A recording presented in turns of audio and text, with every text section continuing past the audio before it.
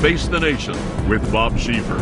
And good morning again. Happy New Year. Well, the Des Moines Register is out today with a new poll as we're just hours away now from the Iowa caucuses. In the top spot, Mitt Romney is at 24%, followed closely behind by Congressman Ron Paul at 22%, and now former Senator Rick Santorum at 15%, and he is closing fast. Rounding out the rest of the field, Newt Gingrich, Rick Perry, Michelle Bachmann, and Jon Huntsman.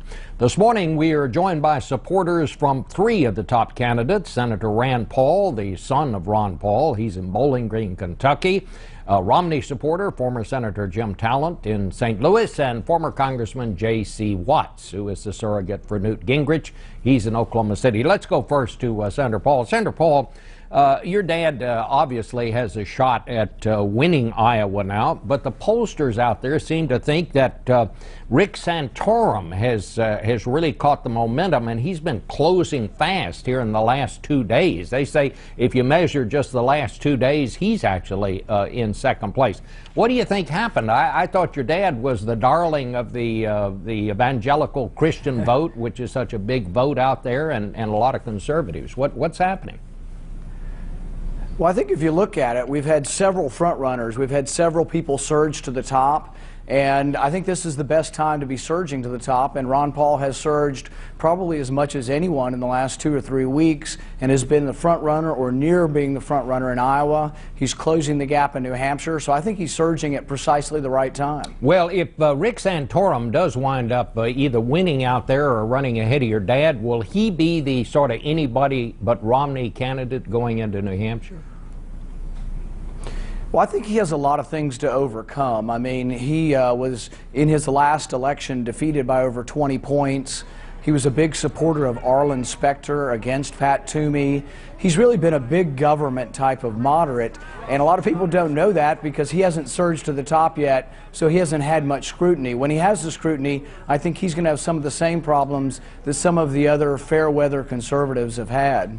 Let me ask you this. I mean, your father is a very polite and decent man. He's very nice to deal with. Everybody seems to like him. But I don't know a single impartial observer who thinks that he could wind up getting the nomination, let alone winning in a general election. Does he think he could win? Well, you know, the interesting thing is when people say that, when you actually look at the numbers and the polls, who's scoring the best with independents and Democrats among Republicans? Ron Paul's the only one getting significant independent vote and Democrat vote, and every year I watch the elections and people say you need independent vote to win the election. You can't win with just Republicans. So I actually see Ron Paul as the one Republican who could reach across the boundaries of party, collect a lot of people who don't vote normally, and really energize the party. Look at the crowds. He says his crowds are growing by the hundreds, and then you interview someone like Santorum's got 5 people and they're telling him to be quiet, they're watching the football game. So I mean, Ron Paul is having these big, huge crowds in Iowa and really exciting a lot of young people and new people. So I think there is a lot of momentum, and I think he could win by bringing in the independents. But you would have to concede he is far beyond the mainstream in the Republican Party. In his, is he even a Republican, or is he a libertarian? I would say he's different in the sense that he believes with foreign policy we should only go to war if Congress declares war. And because he believes that way, he has a reluctance to go to war. But I think there are a lot of Americans who are tired after 10 years. We lost 5,000 soldiers, or nearly 5,000 soldiers in Iraq. The rest of the Republican field is beating the drums and jumping up and down and saying, oh no, I'll bomb Iran first. Well, beginning a new war should be something that is done very reluctantly in consultation with Congress, and I think we don't want people who are eager to go to war, and I think many Republicans also understand that. That's why his crowds are growing, but also you're seeing Democrats and independents want someone who is wise, who is not reckless. Someone who will control our nuclear weapons should not be someone who's trigger happy and wants to start a war every moment. All right, well, let me talk to J.C. Watts, because he is, and I have to state this, you are one of the few people, Congressman Watts, who served with Newt Gingrich when he was in the Congress, who had been out campaigning for him. I want to ask you about some of what Rand Paul just said, but why is that? Why are we seeing so few who knew Newt Gingrich when he was in the Congress out working for him right now? Well, Bob, you would have to ask them, but I can tell you why I'm supporting Newt Gingrich, because I think Newt Gingrich has a proven track record of changing Washington and getting results. All the things we're talking about on a national level today, balanced budgets, tax relief, paying down our national debt, entitlement reform.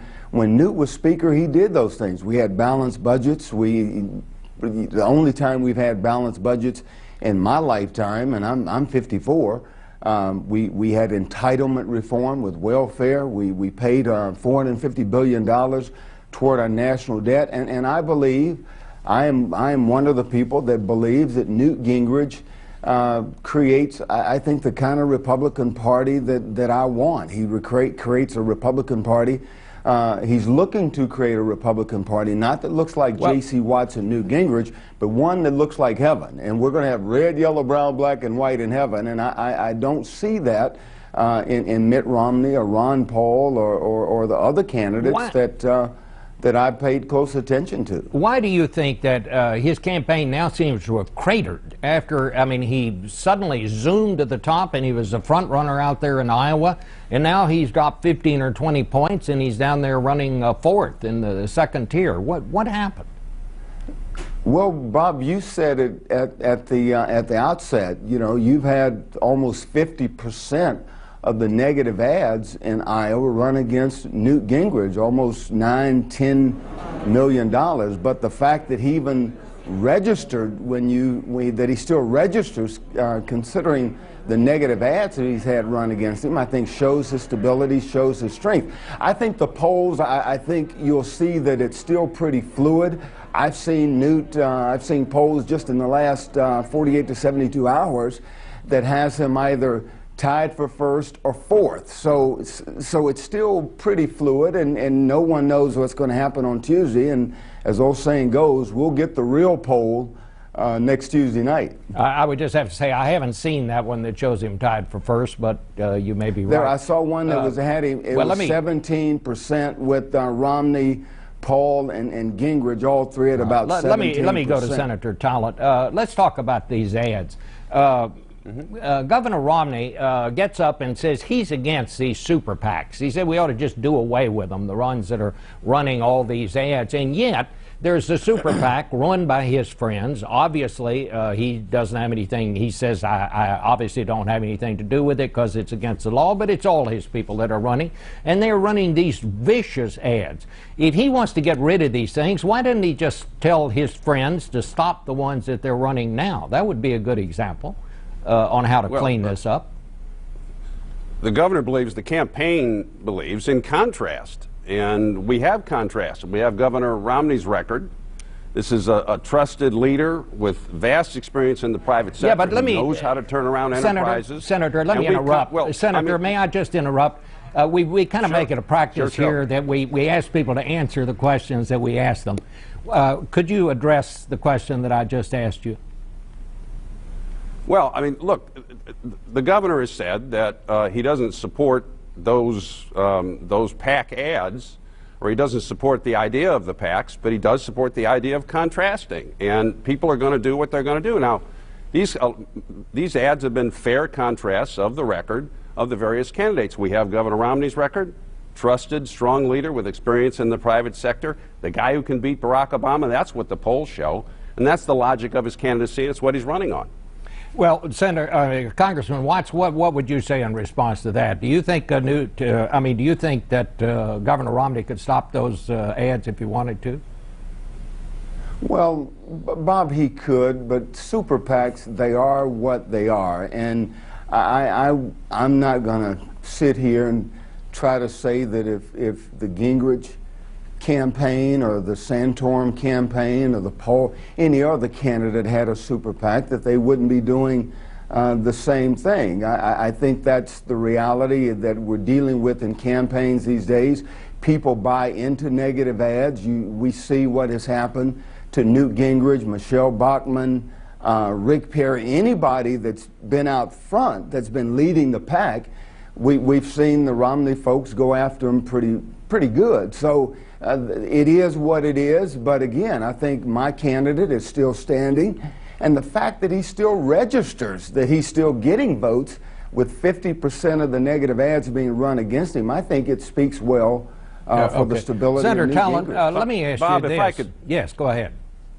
Yeah, if I could say, look, Governor Romney's had a strong, consistent support across all segments of the party, really at all times in this campaign, and it is because of the logic of his candidacy and his record. And that's what's driving these poll numbers in Iowa. That's what's driving not just the Des Moines Register poll, but the Des Moines Register endorsement, which accepted the logic of a candidacy that said, look, this is the guy who can beat Obama and turn around the federal government. I think that's the underlying rationale for the race. It's an interesting thing, and you're right. He has stayed between 20 and 25%.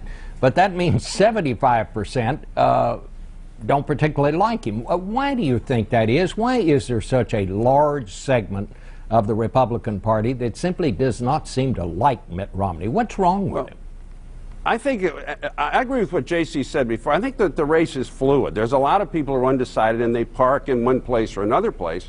But again, see, I would turn that around, Bob. I think this is the candidate in a very heavily fractionalized field who's had the strong support all across the party, campaigning in a number of different states. And where he's campaigned the most, he's the strongest, which is in New Hampshire. So when people find out more about him, then they decide that they like him. So again, this is the candidate that can beat Obama, turn around the federal government. That's the reason he's running so well. All right. Well, we'll find out on caucus night who finally winds up ahead. We'll be back in just a minute. Thanks to both of you all.